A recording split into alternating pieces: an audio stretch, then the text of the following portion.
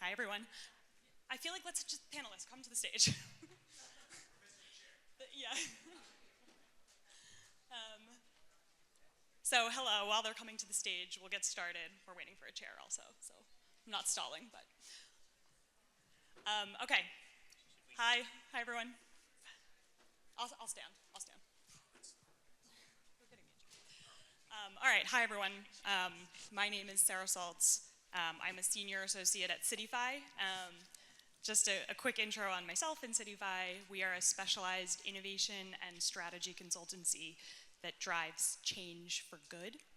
We work closely with cities and companies across the world at the intersection of technology, policy, and transportation. I personally spend a lot of time thinking about mobility, the public realm, and the zero-emission transition. And Cityfi helps leaders across both the public and private sectors navigate complex and often first-of-their-kind challenges, and we help make human-centered change real. And I am joined today by 4 fantastic panelists, so I'll give you a quick intro on each of them and then we'll jump right in. So we have Shin-pei Tsay, who's the Executive Director of the Mayor's Office of New Urban Mechanics and the Chief Research and Data Officer for the City of Boston. She previously led global city policy at Uber and served in executive roles at several organizations focused on transforming transportation and the public realm, including Transit Center, Gell Institute, Transportation Alternatives. She's also served on the board of Spur and on the Public Design Commission of New York City. We have Matt Walsh right next to her, who is the State Policy Manager at Waymo. Matt spearheads Waymo's state legislative and regulatory priorities throughout the eastern US. His career uniquely bridges the public and private sectors, drawing upon his background and formerly leading Accenture's state and local regulatory objectives and shaping transportation policy for a diverse portfolio of clients at CMW Strategies, which is a top New York City lobbying firm. Prior to the private sector, Matt held senior positions within New York State, including at the State Assembly, New York City Department of Transportation, and the Law Department, and he brings a wealth of nuanced experience in navigating complex policy landscapes. We have Ryan Russo on the end, who's the Executive Director of the National Association of City Transportation Officials, otherwise known as NACTO, which is an association of North American cities and transit agencies that help cities make bold, innovative, and people-first changes in urban transportation. Ryan has 25 years of experience in urban transportation, executing some of the most transformative transportation changes in North America. He served as the first director at the Oakland Department of Transportation and spent nearly 14 years at the New York City Department of Transportation, leading initiatives reclaiming hundreds of acres of street space for walking, transit, and bike riding. And last but most definitely not least, we have Keith Kerman. He's the Deputy Commissioner at the New York City Department of Citywide Administrative Services, or DCAS, and is New York City's first Chief Fleet Officer, managing the nation's largest municipal fleet that serves 50 agencies, including the New York City Police Department, Sanitation Department, and Fire Department, and is one of the greenest fleets in the world. Keith is a national leader in fleet management, efficiency, sustainability, and safety, and he has served New York City for 31 years under 4 different mayors. So that is our panel. I'm going to set this scene while I'm standing here, and quickly give some context and set the table for this group and the topic of sustainable transportation right now. Super quickly, right? This story starts in the late 90s, early 2000s. The federal government passed several major acts, pushing funding down and really starting the era of a multimodal transportation, right? Giving funding to multimodalism. That was new at the time. And then in the following decades since then, especially with the work that NACTO has been pushing out and city work, right? We've been advancing this idea of multimodalism, but also increasingly focusing on a sustainable and zero-emission transportation in how city streets operate and flow. And so that brings us to today. And today we are at a critical moment that is challenging the foundation and viability of expanding and even maintaining all those decades of innovation, thank you, and infrastructure. One second. Okay. All right, we're at this critical moment. I would dare to say that perhaps more so than any other time in American history, this is the most consequential moment in time from a sustainable transportation standpoint. Our panel today, we touch all different aspects of sustainable transportation. We have cities, we have infrastructure and programming, we have some of the most innovative transportation companies in the world pushing zero-emission travel, right?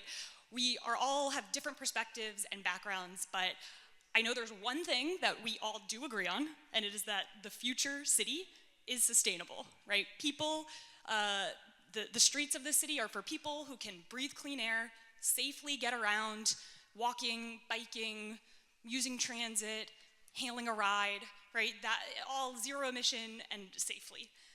And so that is kind of this vision for a future city.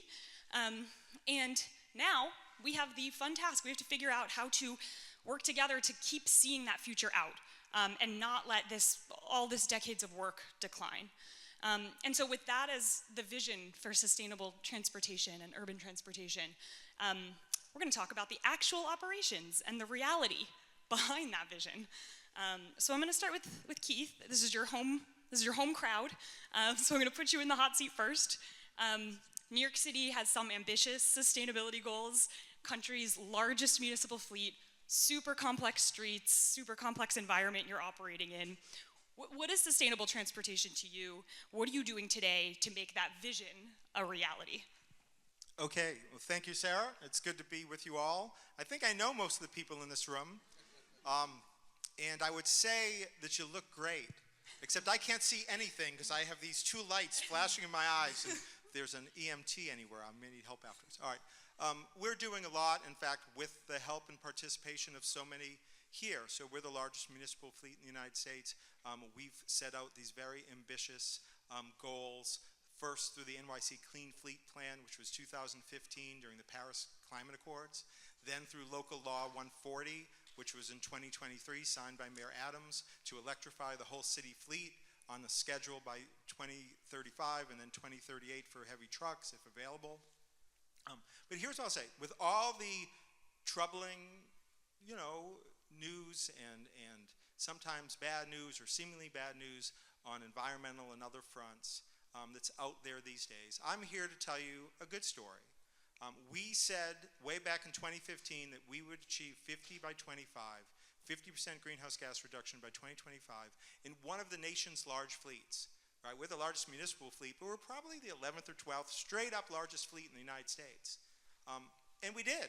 We did it. So where are we today? Mayor Adams started the administration and said, reduce the fleet.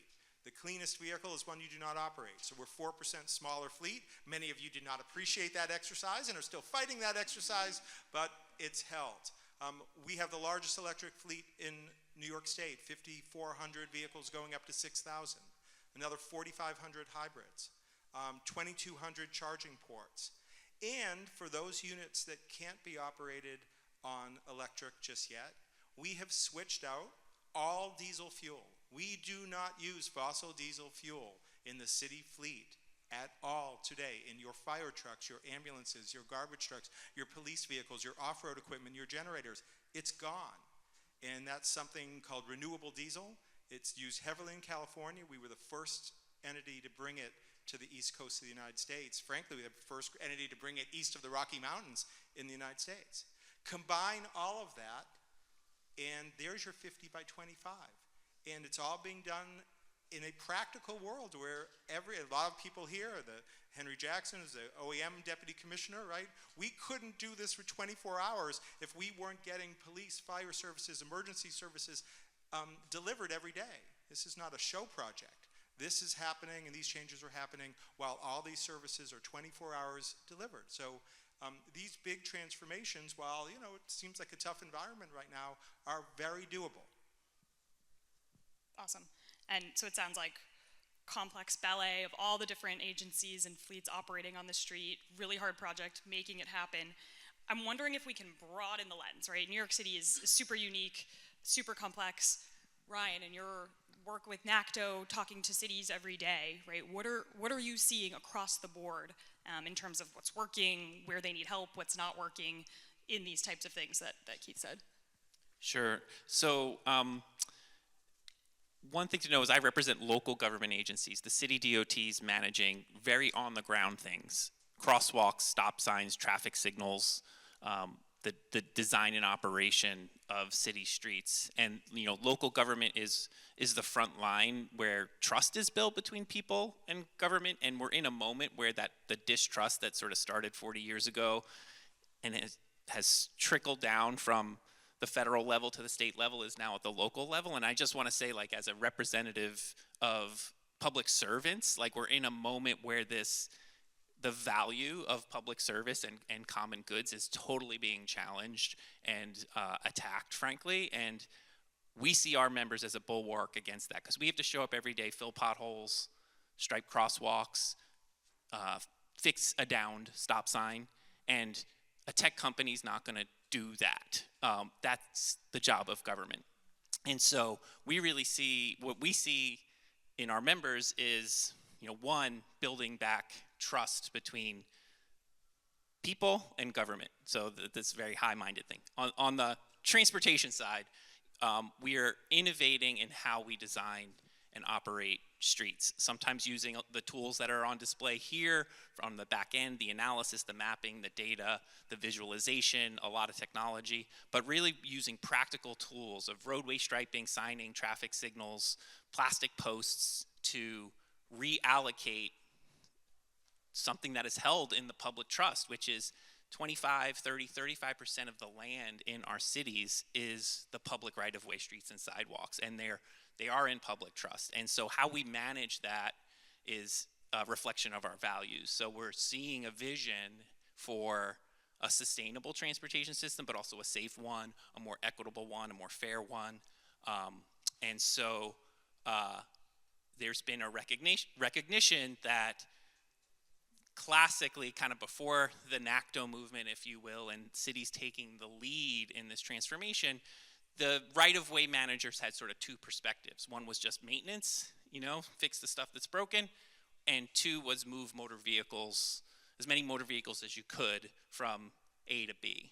And now we're managing those rights-of-way with, well, how can we make sure someone with disabilities can get where they need to go? How are people accessing the services, the schools, getting to jobs? How are we impacting their cost of living, making it affordable? We have a housing crisis, and yes, housing costs have exploded, but transportation costs are this other equation that you don't want to rise to 40 or 50% of your income. So if you can give people frequent and reliable public transit by striping a bus lane, you'll not just transition our transportation system to a more sustainable mode, you'll save people time, save people money, and make them not have to do the out-of-pocket expense of owning a second car or a car in the first place. So that's what we see our cities committed to, and developing and innovating everything from what those designs look like to how we talk with communities to get those projects over the hump.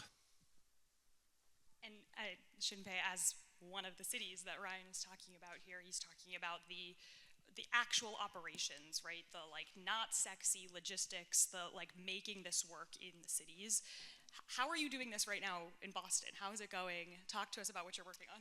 Yeah, I'm basically taking a page out of the NACTO playbook, it sounds like. But very much, the Mayor Wu very much subscribes to the idea that the public realm is sort of our first interaction with city government. It's the way that they experience the city, is a way that they would feel about the agencies that are providing the service. And even though it might be invisible, that if it's a positive experience or a neutral experience, that's a very productive thing, especially in the times that we're operating in today. So I think some of the things that we're doing, I find it interesting being in Boston now, because in some ways, I lead the civic innovation team for the mayor, and it's been around for 15 years. And in some ways, it's every new idea has been tried in Boston in some ways. Like, I go through the old files, and there were AVs there almost 10 years ago.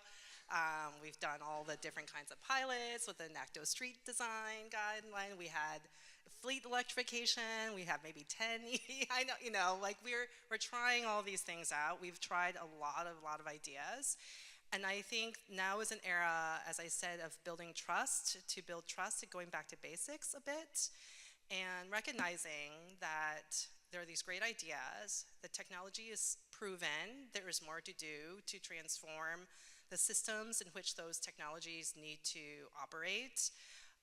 We're just going back to basics. So we are very keen on understanding how to join up some of our very complex systems. So even bike lane network to connect with complex intersections and to be well connected with public transit systems. We've partnered with Google on taking a look at reducing congestion at very key intersections and taking those learnings to apply to improving signal timing.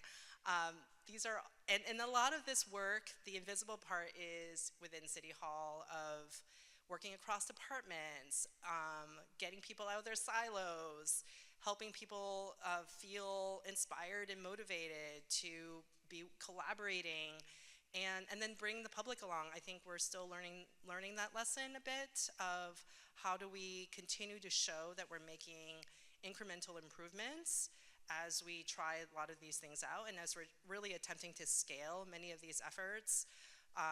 And bringing everyone along so that we can also take input and tweak the plans so that they reflect what people are hoping to see. So I think that the theme for us is build trust by going back to basics a bit. But in this, in the time of 2025, being able to see many of the ideas, what works, and many of the systems too, technology or otherwise, and what works there. So a theme to bring into 2025, build trust, go back to basics. You talked about, your work with technology companies a lot. We'll turn to Matt as the lone private sector perspective on the stage, asking you to feeling a bit outnumbered here, so represent the you, entirety yeah. of the private sector. But in all seriousness, right, you play a very important role in this ecosystem. And so hearing kind of what cities are facing, what they're working on, where are the opportunities to align with the outcomes they want and what you need to do? Yeah, absolutely. And first of all, thank you for having Waymo here. It's great to be part of this panel with so many leaders in the transportation space. And I think, listen, Waymo is incredibly proud to be operating the world's first fully autonomous ride-hailing service in several major cities across the country right now. So this is an everyday reality for tens of thousands of people in multiple cities. And I think, ultimately the two issues where I think Waymo is playing a big role is in sustainability and in safety. And so on the sustainability front, we operate a fully electric fleet of autonomous vehicles. Now, the thing I think that's important about that is the access to EVs. The average price of an EV in the US is still north of around $45,000. That's a barrier to entry for many, many people in America. And we don't want people to think that in order to access the benefits or utilize the benefits of EVs, they have to own a personal car.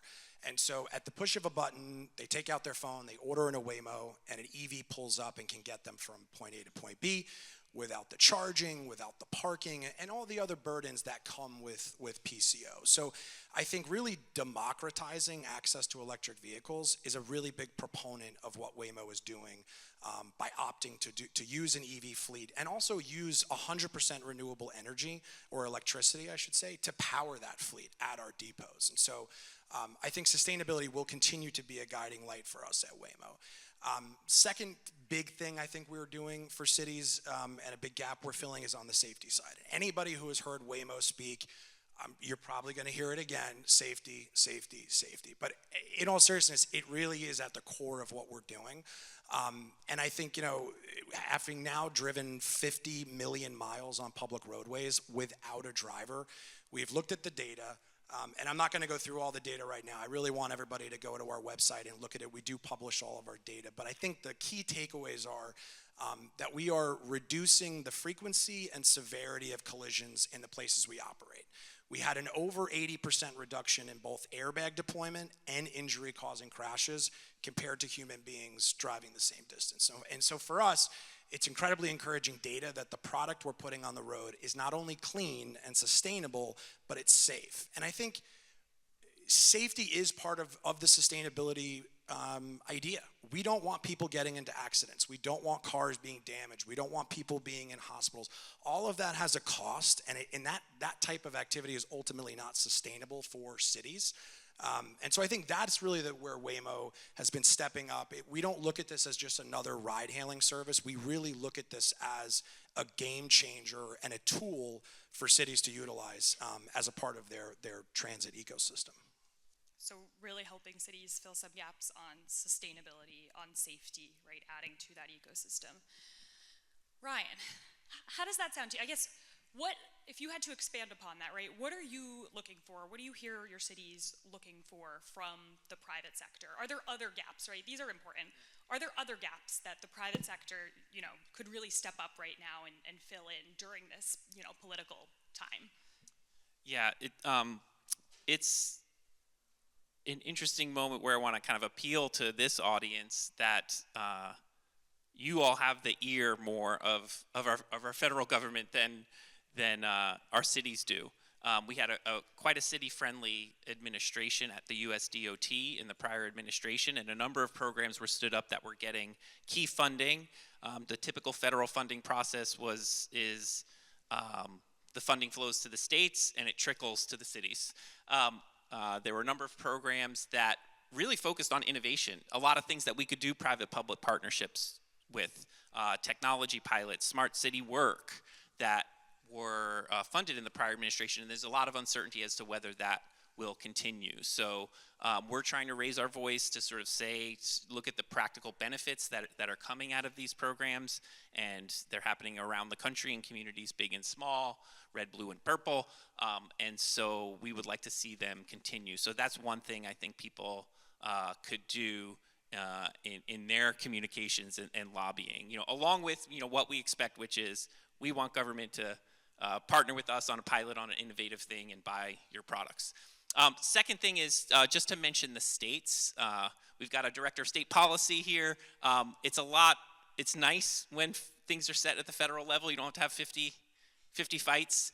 However, the way our federal system works, the bipartisan infrastructure law, yes, it's set up a lot of really good city-friendly grant competitive funding programs, but it also goosed up very large the formula funds that flow to the states, particularly the state DOTs. And they like to spend that money on widening a highway or building an interchange, and that's not very innovative.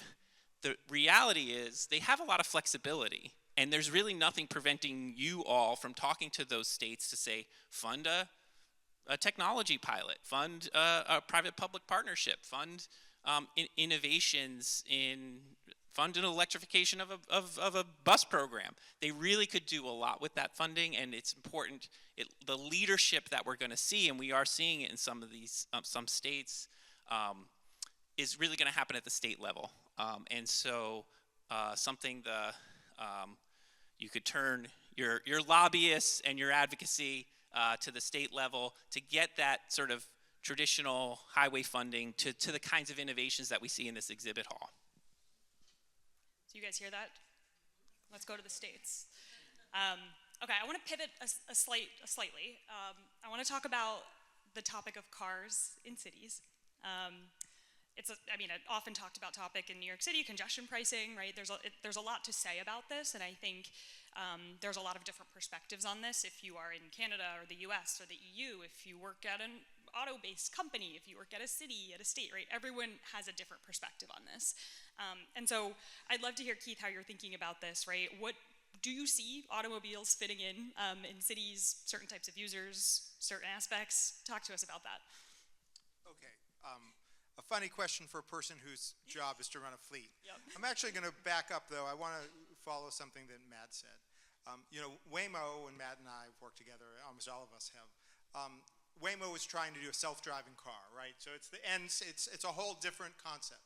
But there are stages to that, right? And some of that is in the news today. So as those of you who are from New York know, we've had a horrific fatal event over the weekend. I won't get into the details, but just awful.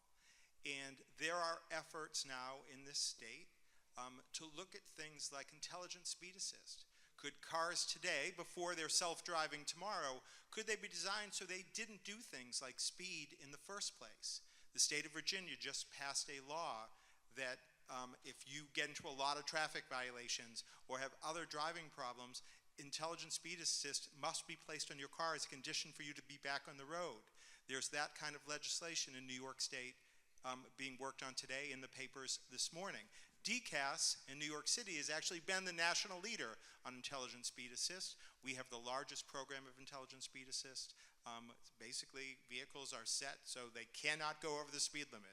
If you're driving at the speed limit and you press the accelerator, you can press it all you want. You're not going to go any faster because the connection, the computer literally is not going to send a signal to the accelerator. We've done over 4 million miles on it. It works. The technology is there. Cars can be designed before you all have them all picking you up on schedule. Today, in the world we exist in today, they can be designed so they won't let you speed, and maybe a little bit down the road, so they won't let you drive while under the influence. So we're really pushing that. I hope you'll take a look at that. That's current events. That's in the news this morning, and take a look at that. And that's somewhere where we've been leading. And one of the themes that we have is that safety and sustainability, safety and emissions go together, right? It's all about creating a more efficient, safe, reliable fleet. It all saves you money. It all is for the public benefit.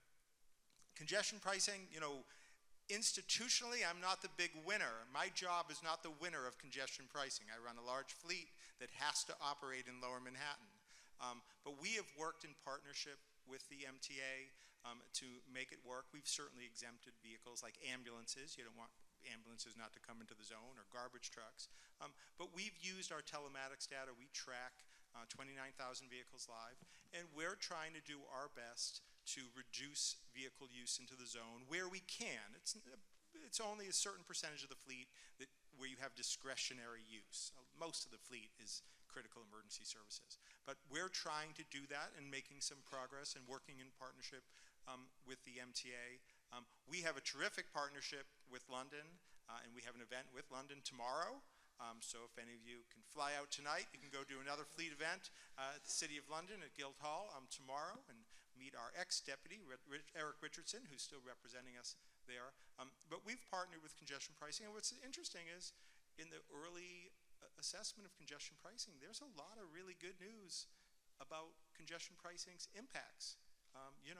Speeds, more ability to get around the city during the day, less traffic in total, right? The people are really not redirecting their traffic, not going to another place, but just deciding to take the subway or not drive at all. So it's interesting, I'll let the MTA speak for congestion pricing more authoritatively, but we've partnered with them as a manager of a large fleet to do what we can to reduce vehicle use, and we're going to continue to do that. And, it does appear that, following London's lead, that there's good news coming out of the MTA about how congestion pricing is working. Matt, on that note, I know you guys are sharing a mic. I guess on that note, wondering if you can add on to that, right? The role of Waymo in congested cities, right? Needing some mission critical, fleet operations. What is Waymo's role?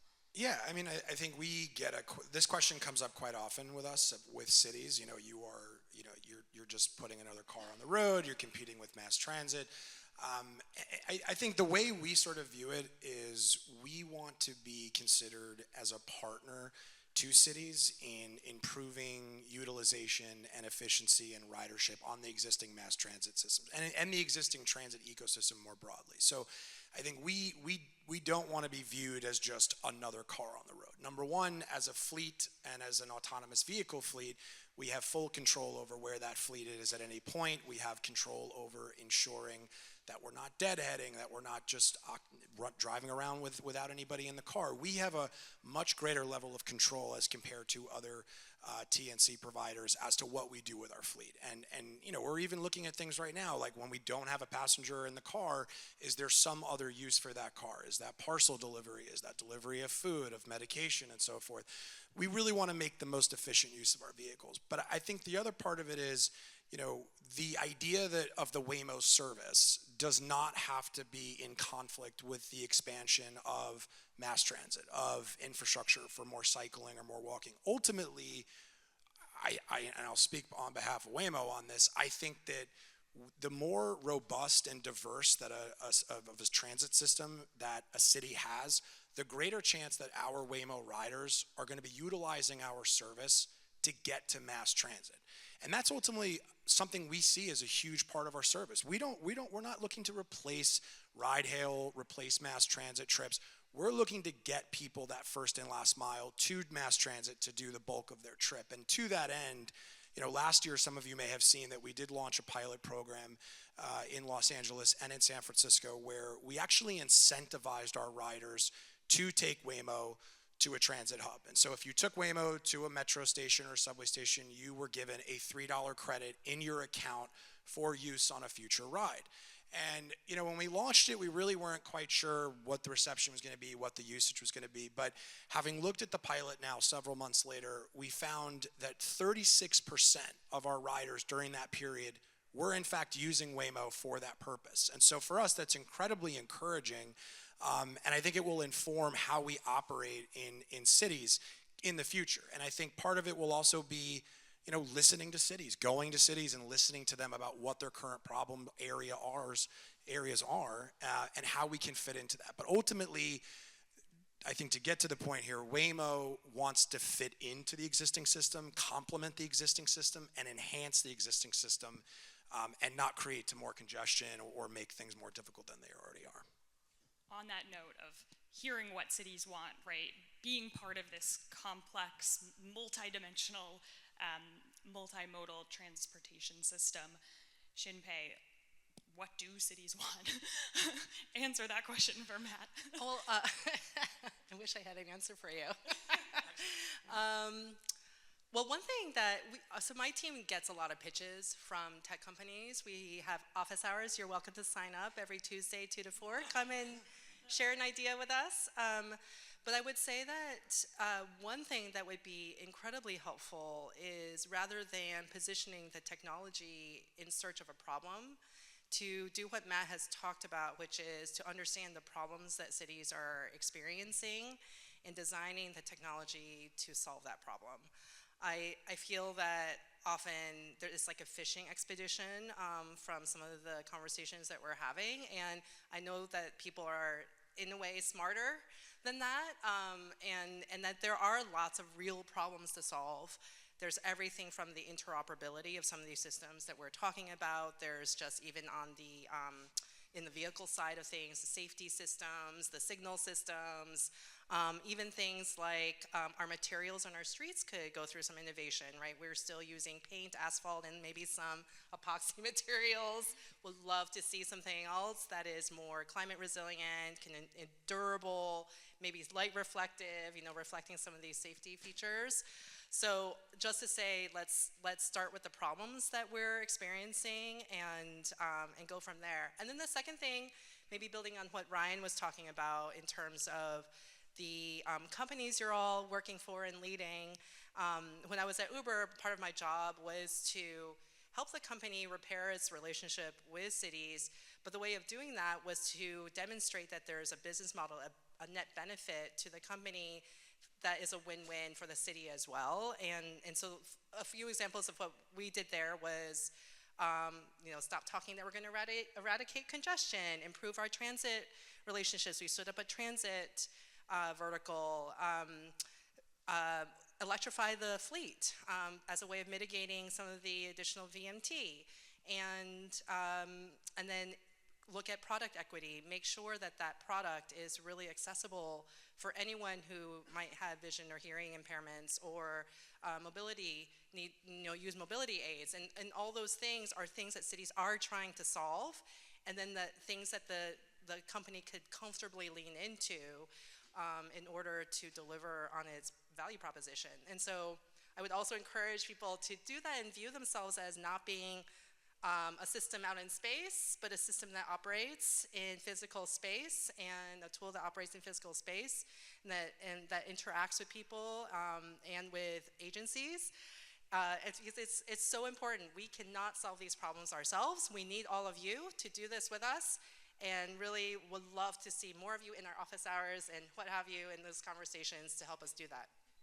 Some really good calls to action, next steps for everyone.